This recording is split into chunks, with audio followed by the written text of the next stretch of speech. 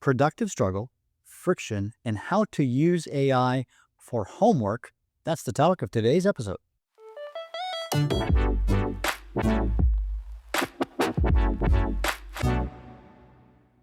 Hi, I'm your host, Jon Bergmann, on the Reach Every Student podcast here, and I continue to do a lot of thinking about AI and its impact on education.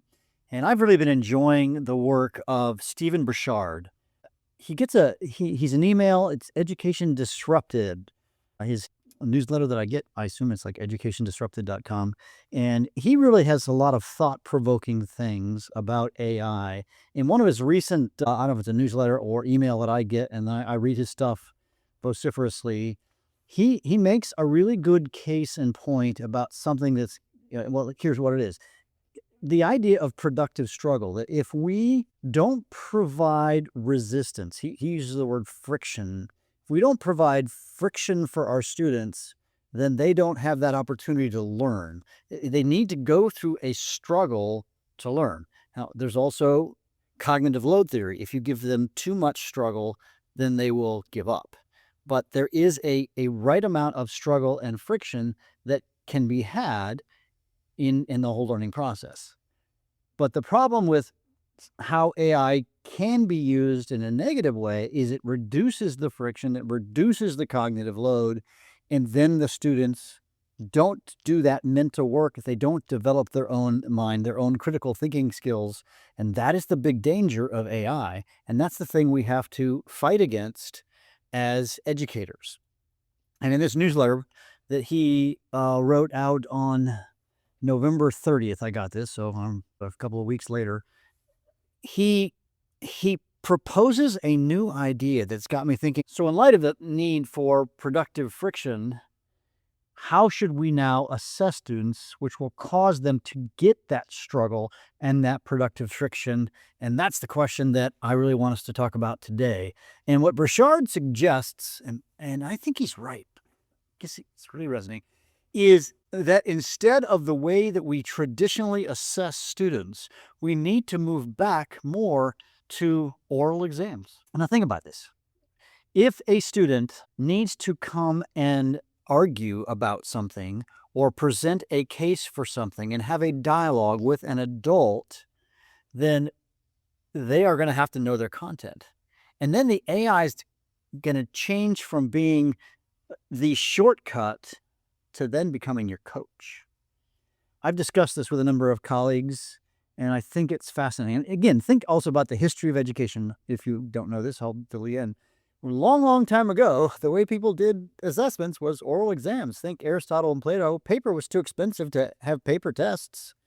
And then as paper became cheaper and as we began to create larger schools where classes were bigger, we moved to students having to express their thinking in writing. By the way, part of this is a little scary to me because I want students to write. There's something very powerful about the process of writing as an author myself, right? It is still so powerful. So I'm still in my nascent views of this, but I think there's a lot of power in an oral assessment. And I believe in these, and I do these all the time. In the room behind me, as you look, this is where I teach here at room 231.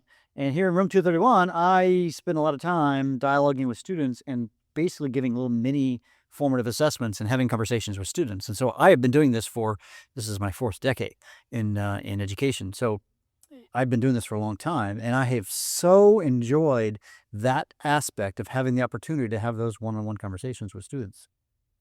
So in the history of the history of education, you've got like Aristotle and Plato, all those guys, and they did a lot more oral exams. Then we moved to the paper exams, but then the paper exam, think blue books in the universities. Then the computers came on, and then all of a sudden now the computers can do the thinking and write the essays, and now we get these digital things that are just not written by students. And now what's happening in universities, if you haven't seen this, they are going back to blue books. Lots and lots. The blue book sales have skyrocketed at universities because they can't ensure that they're getting the actual mind of their student. I don't think that's necessarily bad, by the way. And in one post on LinkedIn, I saw something that was very interesting. They said they found an old article that said this was a professor who was decrying the rise of blue books. This is 100 years ago, because the blue books were going to take away the oral exams. And I think what's happening is we're now going full circle back to, let's get back to some kind of an oral exam, because I can envision this. A student needs to come and explain to me a certain concept, and they have to know what it is. Just minutes ago, I had students in this room, and I was having a chat with a few of my students about this, and I said, I think this value of this oral exam, and we just had this conversation about oral exams, and they said, I like that idea.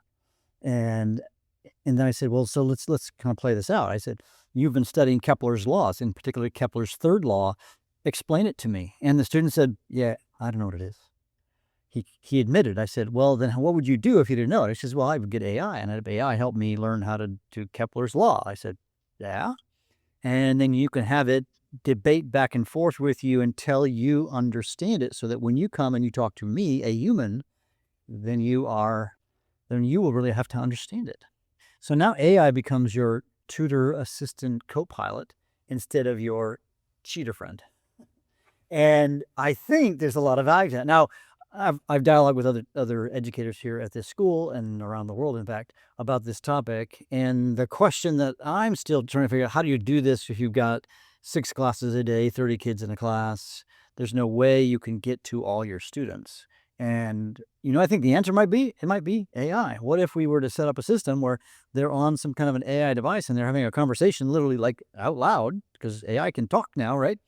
They can talk to the AI, and then you can have basically a clone of me. I could set up a prompt that's very specific to query kids about a topic, and then it can then tell me what their strengths and weaknesses are. And then it could be done, rapidly and relatively effectively. Now, I'm a little uncomfortable with that because, like I said, I really enjoy the one-on-one and one-on-4 and whatever one-on-5 interactions that I have with my students. And so I'm not sure I'm ready to give that up. But I think that the answer is going to have to be something along these lines, is we need to change how we assess our students.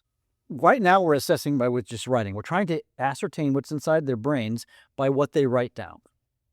And it's a valid thing, because writing is such a good meta activity for us to really clarify our thoughts. I know that as I've written books, is I got stuff up here, but I need to get it on paper. And as I get it on paper, or it's probably on my computer, as I get it on my computer and I type, and then I say, it doesn't sound right. And in that process of honing a sentence to be as concise and perfect as possible is so valuable.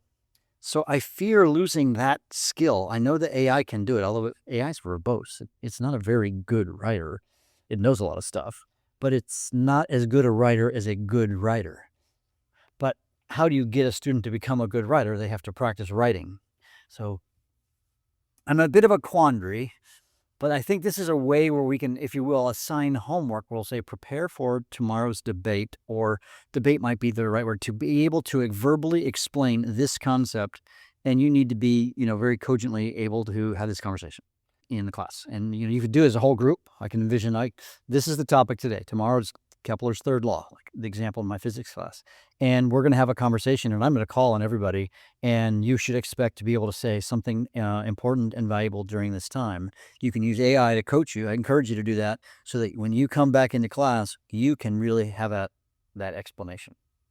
So I think that is a valid homework assignment. I have said in the past that it is the days of you sending home cognitively complex work is over, but I'm now amending that statement and saying, potentially, if you're going to have them get coached at home on a particular topic, AI could then help them, and that could be cognitively complex, so that they demonstrate their cognitively complex ideas in the class.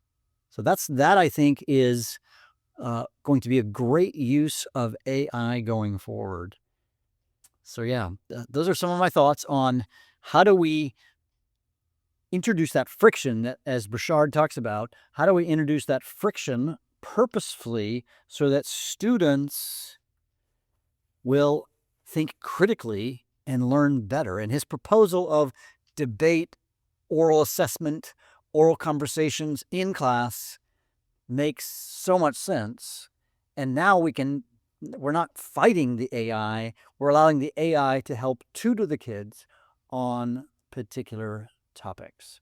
So I haven't done this yet. I mean, not in this sense, but we are finishing up our first semester here, and I am planning to try these out. So I will let you know how it goes, as I did in the last podcast where I told you how the Notebook LM fail on flipped classroom model worked. And by the way, since that podcast, I have played around with the tool I mentioned, the Skylo tool, and it's okay. It brings up a video of me, and then you have some other voice who's trying to pretend to be me, teach the lesson with my video, and I can interrupt and we can have a conversation. It's not ideal. So I wish I could have it be me in the video.